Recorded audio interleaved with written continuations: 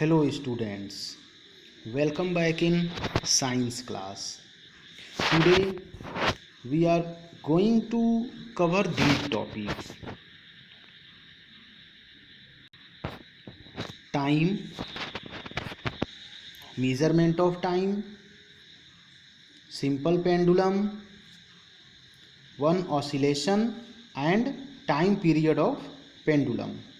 Okay, so students, today we will cover these four topics. Okay, so let's see one by one in details.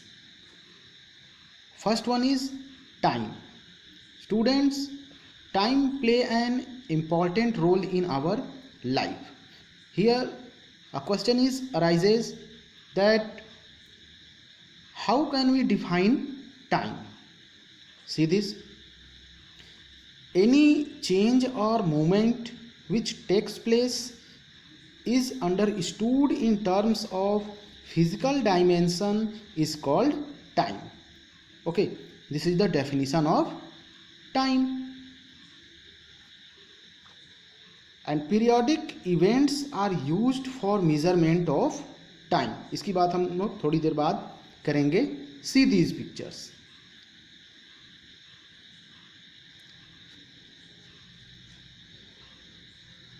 Students, time and change often linked together.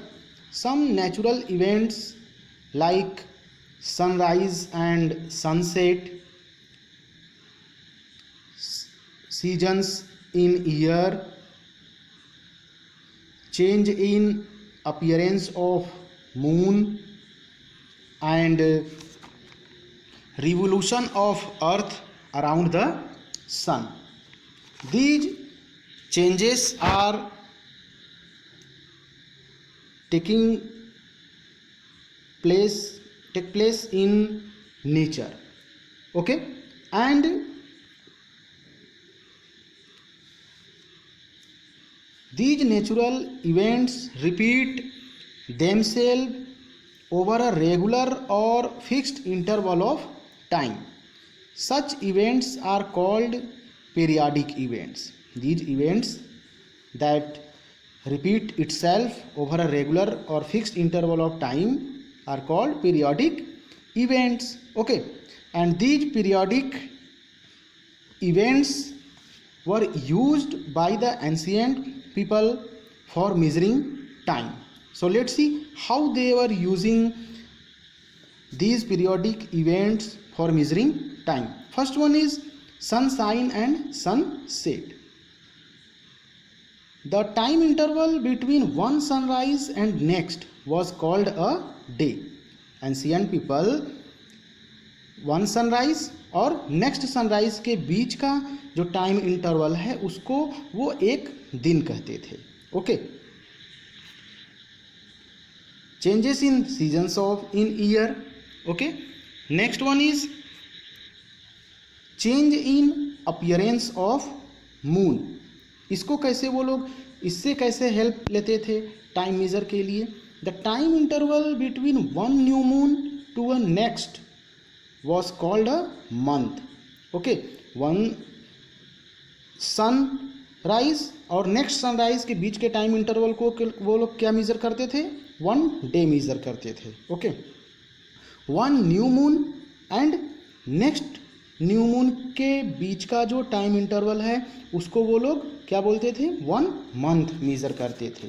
Okay, next is revolution of earth around the sun. One complete revolution of earth around sun was called a year. वो लोग एक complete revolution को एक year मानते थे. ठीक है ना? तो one day किसे मानते हैं, one month किसे मानते थे और one year कैसे वो measure करते थे. ये तीनों आपको clear हो गया. Next is measurement of time. Okay, time को measure कैसे करते थे? सॉल्ट वन डे से भी छोटे के लिए, वन डे, वन मंथ और वन ईयर का तो हमने देख लिया कि नेचुरल इवेंट से जो पीरियोडिक इवेंट्स हैं उससे वो हेल्प लेते थे, है ना. अब वन डे से भी, एक दिन के से भी छोटे टाइम को वो कैसे मेजर करते थे, है ना. बाद में जैसे जैसे साइंस डेवलप हुआ, ओके, वैसे वैसे साइंटिस्ट डिवाइसेस डेवलप करने लगे, है ना, डिस्कवर करने, इन्वेंट करने लगे, okay. Early scientist developed these devices to measure time interval, okay. See this sundial, the hourglass, water clock and modern devices are, जो कि आज के दिन में यूज होता है, प्रेजेंटली हम यूज़ करते हैं क्लॉक एंड वॉचेस, ओके। जब क्लॉक और वॉचेस नहीं बने थे तब क्या यूज होता था, ये sundial, the hourglass and water clock. So let's see इनका स्ट्रक्चर कैसा होता है ना, कैसे ये दिखते हैं, ओके। इनकी फीचर हमें नहीं पढ़ने हैं, बस हमको ये नेम है, ठीक है। See this is the picture of sundial. देख रहे हैं बीच में एक नोमन है ना, और उसके साइड साइड में जैसे हमारे क्लॉक में होता है वैसे रीडिंग्स बनी हुई हैं, और बीच में एक नोमन है, और जैसे सनलाइट इस पर फॉल होती है तो ये शैडो बनाता है, और शैडो जिस न्यूमरल पे आता है ये टाइम इंटरवल इसे मेज़र कर लेते थे वो लोग। नेक्स्ट इज आवर ग्लास, ठीक है ना। नेक्स्ट इज ये वाटर क्लॉक का स्ट्रक्चर है। अब इसको देखकर आप खुद समझ जाएंगे, ध्यान से देखिए पिक्चर को, और देखने पर आप खुद अच्छे से समझ जाएंगे कैसे ये वर्क करता था, कैसे ये टाइम मेज़र करता था, ठीक है ना। और इसको तो सभी ने देखा होगा, ये मॉडर्न क्लॉक, पेंडुलम क्लॉक जिसे हम बोलते हैं, ठीक है। And this is watch, okay. तो these were the instrument that is used for measuring time, okay। next is एक वर्ड आया सिंपल पेंडुलम। तो अब हम इसको हम लोग देखते हैं क्या होता है। You all are familiar with the pendulum clock, this one, सभी ने देखा होगा अपने घर में, या अपने घर में नहीं होगा तो कहीं किसी रिलेटिव्स के पास गए होंगे, वहाँ देखा होगा, या कहीं पर भी आपने कभी ना कभी अपनी लाइफ में देखा होगा, ठीक है ना। This is the now see the structure of pendulum. Simply ये सिंपल पेंडुलम का स्ट्रक्चर है, ठीक है ना।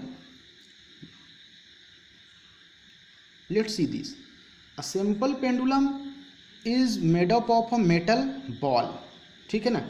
बीच में एक इसके मेटल, सिंपली एक मेटल बॉल होता है जिसे हम क्या बोलते हैं, बॉब बोलते हैं, ठीक है ना।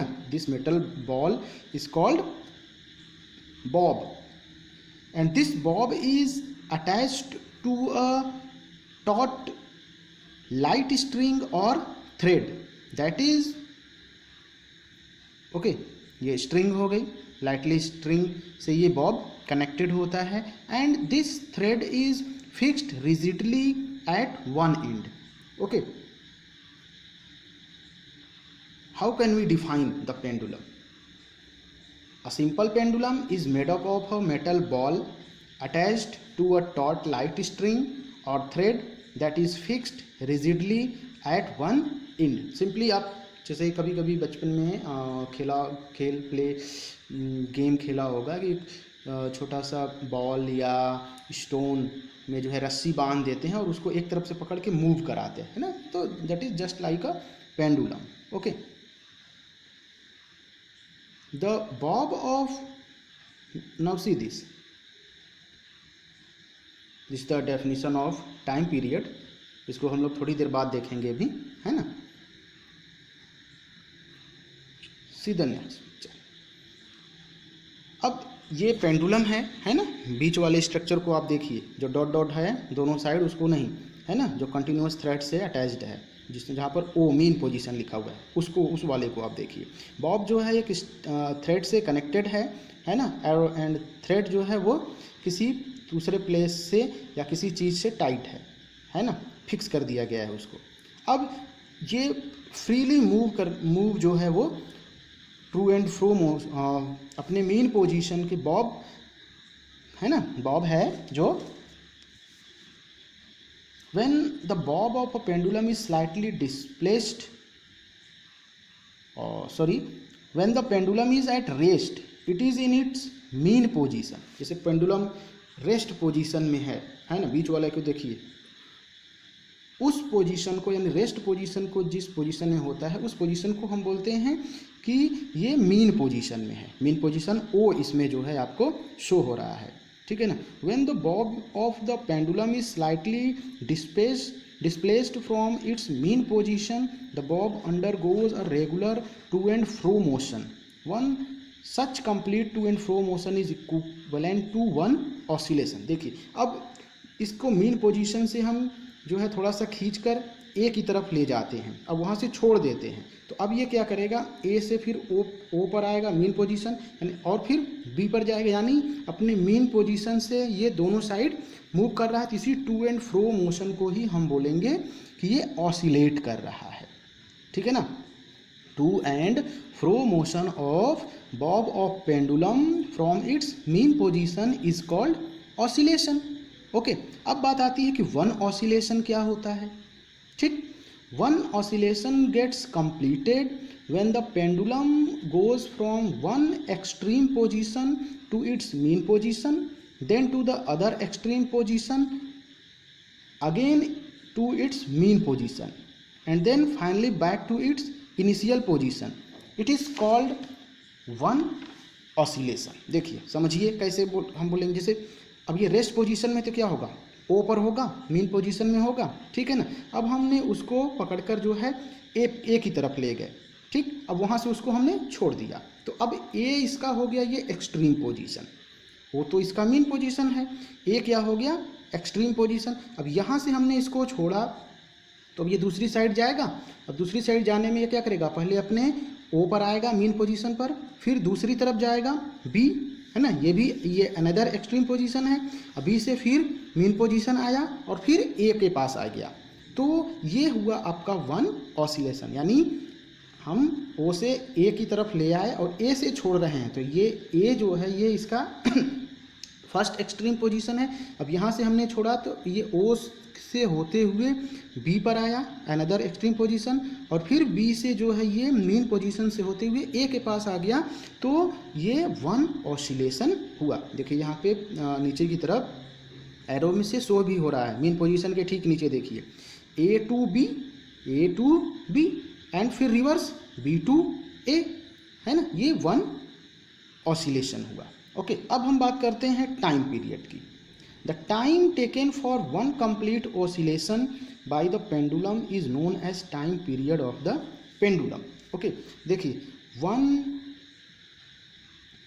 वन ऑसिलेशन कंप्लीट करने में जितना टाइम लगता है, वन ऑसिलेशन कंप्लीट करने में जितना टाइम लगता है उसे ही हम बोलते हैं पेंडुलम का टाइम पीरियड। जैसे ए से बी तक गया, बी से ए तक आया, अब इसमें सपोज कि 0.1 सेकेंड अगर लगा तो टाइम पीरियड हो गया 0.1। ओके, अब एक बात आती है कि जो जनरली हम लोग क्लॉक या रिस्ट वॉच यूज करते हैं, है ना, वो टाइम, वो सेकेंड मिनट, है ना, को हम उसे मेज़र कर सकते हैं। लेकिन अगर रेस में वॉच हमें यूज करनी हो, क्लॉक यूज करनी हो, तो क्या हम एक्यूरेट मेज़रमेंट कर पाएंगे टाइम का? नहीं कर पाएंगे। इसलिए जो है एथलीट 100 मीटर रनिंग में, 200 मीटर रनिंग में, है ना, जो वॉच यूज की जाती है उसे हम बोलते हैं स्टॉप वॉच बोलते हैं, ठीक है ना। स्टॉप वॉच जो है जैसे ही हम स्टार्ट करेंगे वो काउंटिंग शुरू हो जाती है टाइम की उसमें, ठीक है, और जैसे ही स्टॉप कर देंगे तो एक्यूरेट टाइम हमको मेजरमेंट पता चल जाता है।